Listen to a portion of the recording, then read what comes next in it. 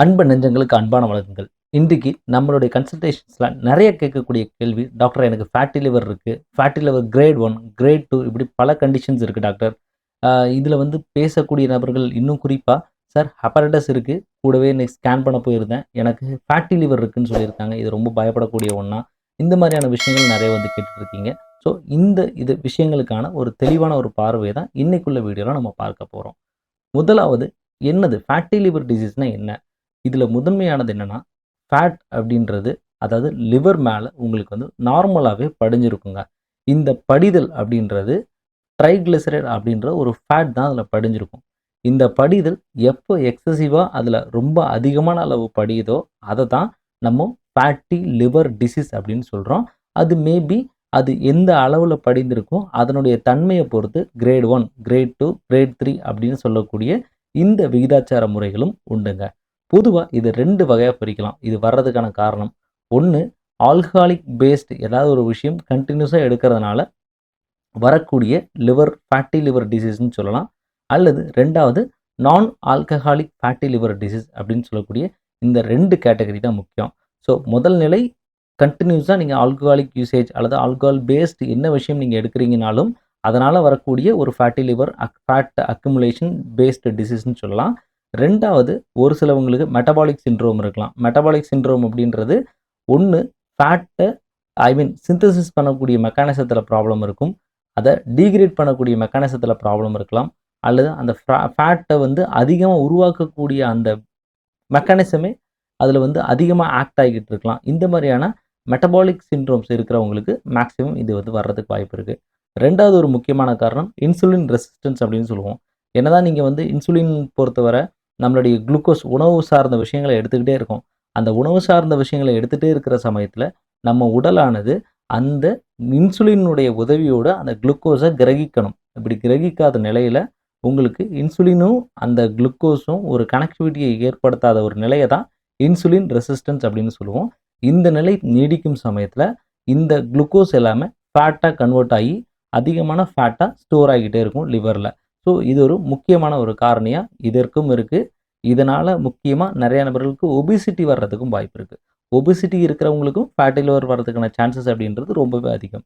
இதுக்கு அடுத்தது நீரிழிவு நோய்ன்னு சொல்லக்கூடிய டயபெட்டிஸ் அப்படின்றது ரொம்ப ரொம்ப முக்கியமான ஒரு காரணியா இதில இருக்கு. இதுலயும் இன்சுலின் ரெசிஸ்டன்ஸ் அல்லது எக்ஸசிவ் குளுக்கோஸ் காம்பவுண்ட்ஸ் நம்ம உடம்புல இருந்துகிட்டே இருக்கு. ஸோ அது கிரகிக்க அதனோட கண்ட்ரோலபிளா இல்ல அப்படின்றப்போ it convert to fat. So இதுதான் நார்மலான மெக்கானிசம். கூட டிஸ்லிபிடமியா இந்த மாதிரியான பிளட்ல அதிகமான கொழுப்பு சத்தானது நம்ம உடல்ல அதிகமா பிளட்ல சர்க்குலேட் ஆயிட்டே இருக்கிற சமயத்துல, நமக்கு இந்த விஷயங்கள் வரதுக்கான வாய்ப்பு ரொம்ப அதிகமா இருக்குங்க. ஸோ அது ஏன் சார் ஹெப்படைட்டிஸ்ல மட்டும் ஹெப்படைட்டிஸ் பி அல்லது இந்த மாதிரி சி வைரஸ்ல மட்டும் ஸ்பெசிஃபிக்கா வருதுன்னு கேட்டா, பொதுவா நம்ம ஆல்ரெடி நிறைய வீடியோல பேசியிருக்கோம். இந்த ஹெப்படைட்டிஸ் ஆனது நம்மளுடைய லிவர்ல இருக்கக்கூடிய ஹெப்படோசைட்ஸ்ல தான் உங்களுக்கு இந்த செல் மெச்சுரேஷனோ, செல் குரோத்தோ இந்த விஷயங்கள் எல்லாம் நம்ம நடைபெறும். இந்த ஃபேட் அப்படின்றது இந்த ஹெப்படோசைட்ஸ் இருக்கு இல்லையா? இந்த ஹெப்படோசைட்ஸ்னா லிவர்ல உள்ள ஒவ்வொரு நுனி செல்கள்னு சொல்லுவோம். அந்த செல்களுக்கு உள்ள போயிட்டு படிஞ்சு உள்ள புகுந்து அங்க ஒரு இன்ஃப்ளமேஷனை ஏற்படுத்தும். ஸோ அந்த இன்ஃப்ளமேஷனை ஏற்படுத்துறதுனால உங்களுக்கு இந்த ஸ்டேட்டோஹெப்படைட்டிஸ் அப்படின்ற விஷயம் வர்றதுக்கான வாய்ப்பு இருக்குங்க. ஒரு சில கிரானிக் கண்டிஷன்ஸ்ல பார்த்தீங்கன்னா, நம்ம பாடியில இன்டர்லூக்கின்ஸ் சொல்லக்கூடிய சைட்டோகைனன்ஸ் அப்படின்னு சொல்லக்கூடிய விஷயம் ஒரு சில சமயம் அதிகமாகும். இந்த அதிகமாகிற சமயத்துல மேபி மெட்டபாலிக் டிஸ்ஃபங்ஷனோ அல்லது லிபிட் மெட்டபாலிசம் டிஸ்டர்பன்ஸ் ஆகிறதுக்கு நிறைய வாய்ப்பு இருக்குங்க.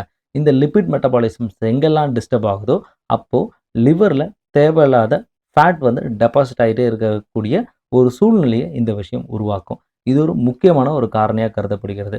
அடுத்தது மெட்டபாலிக் இன்ட்ராக்ஷன்ஸ்னு ஆல்ரெடி நம்ம பேசியிருந்தோம். அதாவது நம்ம பாடியில் இருக்கக்கூடிய ஜென்ரலான மெட்டபாலிசம் டிஸ்டர்ப் ஆகிறதுனால பொதுவா நார்மலா படிக்கக்கூடிய அந்த ஸ்டாட்டோசிஸ் அப்படின்னு சொல்லக்கூடிய விஷயம் ஸ்டாட்டோ ஹெப்படைட்டிஸ் அப்படின்ற கண்டிஷனாகவும் மாறக்கூடிய வாய்ப்பு இருக்கு. ஒரு சில சமயம் அது ஃபைப்ரோசிஸ் அப்படின்ற நிலைக்கும் போகக்கூடிய வாய்ப்பு இருக்குங்க.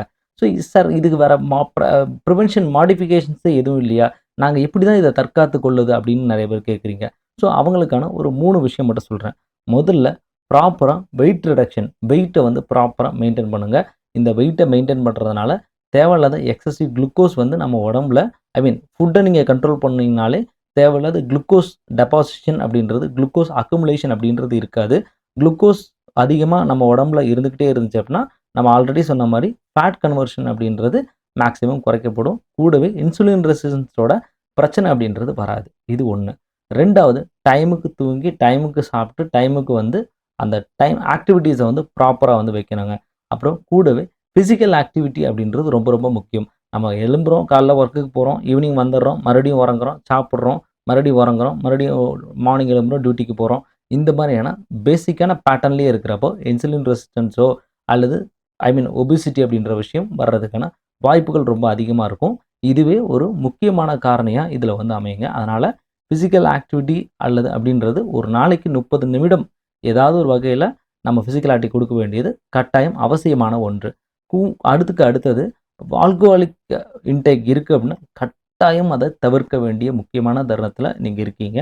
கூடவே ஒரு சில பேஷண்ட்ஸ் கேட்பாங்க, சார் நான் வந்து ஒரு சில இடத்துல வேலை பார்க்குறேன், எனக்கு வந்து அந்த இடத்துல குளிர் பிரதேசம், கண்டிப்பாக ஆல்கஹால் எடுத்தால் மட்டும் தான் எனக்கு நல்லாயிருக்கும் அப்படிம்பாங்க. ஆனால் ஆல்ரெடி அவங்க ஹெப்படைட்டிஸில் பாதிப்படைந்து இருப்பாங்க அல்லது ஃபேட்டி லிவரில் இருப்பாங்க. ஒரு சிலவங்க சொல்லுவாங்க, சார் ஃப்ரெண்ட்ஸ் ஒரு 10 டேஸ்க்கு ஒரு முறை தான் ஜாயின் பண்ணுவோம், அந்த சமயத்தில் நான் எடுக்கக்கூடிய சூழ்நிலை வருது சார், எடுக்கலாமா அப்படின்னு ஃபோன் பண்ணியே கேட்பாங்க. ஸோ இந்த மாதிரியான விஷயங்களை தயவுசெய்து தவிர்க்கக்கூடிய விஷயங்கள் கண்டிப்பாக வந்து செய்யுங்க.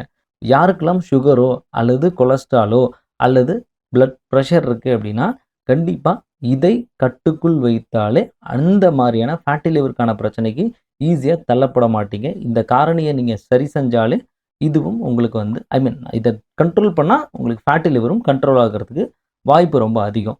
தேவைப்பட்டால் ஃப்ரீக்வெண்ட்டாக நம்ம என்ன டயக்னோஸ்டிக் எடுக்கணுமோ அதை வந்து பண்ணிக்கிறது நல்லது. ஸோ ஆல்ரெடி சொன்ன மாதிரி டயட்டை நல்லா வந்து ப்ராப்பராக ஃபாலோ பண்ணுங்கள். அப்புறம் உணவில் வந்து வெறும் மாவுச்சத்து பொருட்களை மட்டுமே எடுக்கிறத தவிர்த்துட்டு மாவுச்சத்துக்கள் பொருட்கள் இருக்கணும், புரோட்டீன் டயட்ஸ் இருக்கணும், ஃபேட்டும் இருக்கிற மாதிரி ஈக்குவலாக பிரித்து எடுத்துக்கொள்ள வேண்டியது நல்லது. இதே வந்து குறிப்பாக பார்த்தீங்கன்னா ரீஃபைன்ட் சுகர்ஸ்ன்னு சொல்லக்கூடிய இந்த ஃபேட்டி லிவருக்கு ஒரு முக்கியமான காரணம் அப்படின்றது இந்த சுகர் தான், ஒயிட் சுகர் பேஸ்டு. ஸோ கம்ப்ளீட்டாக இதையும் கொஞ்சம் கட்டுக்குள் வைத்துக் கொள்வது அப்படின்றது மிக மிக அவசியமான ஒன்று.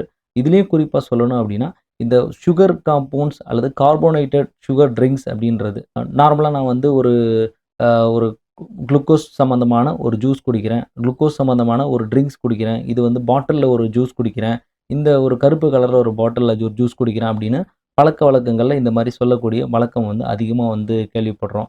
ஸோ இந்த மாதிரி விஷயங்கள் எல்லாமே கார்போனேட்டட் ட்ரிங்க்ஸ் அப்படின்னு சொல்லுவோம்.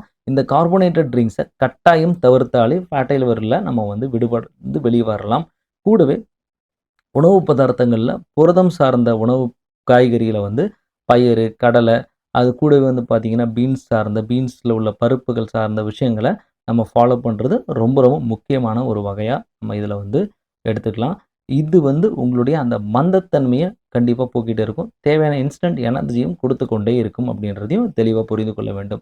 இதுலேயும் இன்னொரு குறிப்பாக ஃபேட் வந்து எடுங்க, அதை தேவைக்கு எடுங்க அப்படின்றது வீக்லி ஒன்ஸோ அல்லது நல்ல ஒரு குட் ஆயில் அப்படின்ற ஒரு விஷயத்தை ஃபாலோ பண்ணுறது, வீக்லி ஒன்ஸ் ஒரு நான் வெஜிடேரியன் எடுத்துக்கிறது. ஸோ இந்த விஷயங்களை நீங்கள் தாராளமாக ஃபாலோ பண்ணலாம். ஃபிஷ் அப்படின்றது இந்த ஃபேட்டி லிவரை வந்து தடுக்கிறதுல ஒரு முக்கியமான ஒரு காரணியாக இருக்குது. அதையும் தேவைப்படுற சமயத்தில் எடுத்துக்கொள்வது நல்லது.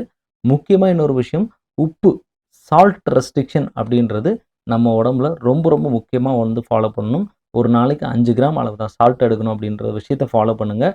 இதை ஃபாலோ பண்ணால் நம்ம பின்னாளில் ஹைப்பர் டென்ஷன், அதாவது இரத்த குருதி அழுத்தம் அப்படின்ற ஒரு விஷயத்துக்கு தள்ளப்பட மாட்டோம் அப்படின்றதையும் தெரிந்து கொள்ள வேண்டும். சுகரை நிறுத்துங்க. பிரேக்ஃபாஸ்ட்டு பிரித்து சாப்பிட முடிஞ்சுதா அந்த டைம் வந்து மார்னிங்கே எல்லாத்தையும் கம்ப்ளீட்டாக சாப்பிட்டு முடிக்காமல் இடையில சின்ன ஒரு ஸ்நாக்ஸ் அப்படின்ற விஷயமோ அல்லது ஸ்நாக்ஸ்னால் நம்ம நேச்சுரலான ஃப்ரூட்ஸு, பழங்கள், நீர் சத்து உள்ள காய்கறிகள், நீர் சத்து உள்ள பழங்களை நம்ம வந்து வெள்ளரி போன்ற விஷயங்களையோ எடுத்துக்கொள்ளக்கூடிய பழக்கத்தை வந்து நம்ம வந்து உட்கொண்டு வந்தோம் அப்படின்னாலே இந்த மாதிரியான விஷயத்துலேருந்து ஈஸியாக வெளியே வராங்க. ஸோ பொதுவாக நைட் நேரத்தில் கம்பல்சரி 7:30க்கு முன்னாடி 7 மணிக்கு முன்னாடியே சாப்பிட்டணும்னு சொல்லுவோம். ஒரு சில கட்டத்தில் நம்மளுடைய வேலைப்பளுவின் சூழ்நிலை காரணமாக 8 மணி அளவுக்கு கூட சாப்பிட வேண்டிய வேலை இருக்குது. ஸோ அப்போ அந்த மாதிரி சுச்சுவேஷன்ஸ் இருக்கிறப்போ அதை கரெக்டாக பண்ணிவிட்டு உடனே படுத்து தூங்காமல் அட்லீஸ்ட் ஒரு 20 மினிட்ஸ் சின்ன ஒரு வாக் கொடுங்க. இந்த மாதிரியான ஆக்டிவிட்டீஸ் கொடுக்குறப்போ உடனே உங்களுக்கு வந்து அந்த உணவு வந்து ஜீரணிக்கக்கூடிய தன்மையை நீங்கள் அங்கேருந்தே ஸ்டார்ட் பண்ணிடுவீங்க. உடனே போய் படுக்கிறதுனால அந்த ஓவர் த நைட் உங்களுக்கு வந்து அந்த மெட்டபாலிசம்ஸ் நடந்துக்கிட்டே இருக்கும். ஒரு லிவருக்கு ஒரு கம்ப்ளீட் ரெஸ்ட்டே கிடைக்காது.